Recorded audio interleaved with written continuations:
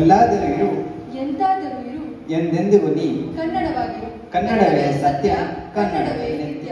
Our Karnataka is a state in the southern west in India, known for a rich culture and the nature and heritage of Karnataka. Kannada is our official language. It is the oldest language in India. Our language has 2000 years of history. Kannada is known for its rich literary heritage with famous poets like Pamba, Ranna, Janna, Kuempu. So the list is go on. Our state is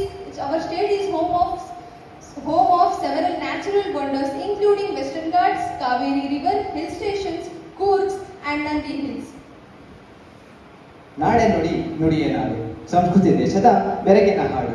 Kannada ಕೇತನ ಹಿರಿಹೆಜ್ಜಿನ ಬೆಳಕು, ಎಸಗುವ ನುಡಿಗಳಿಗೆ ಈ ಬೆಚ್ಚೆ. ಸಿರಿಗನ್ನಡ ಗೆಳೆಗೆ ಸಿರಿಗನ್ನಡ ಬಾಳ್ಗೆ. ಜೈ ಕನ್ನಡ, ಜೈ.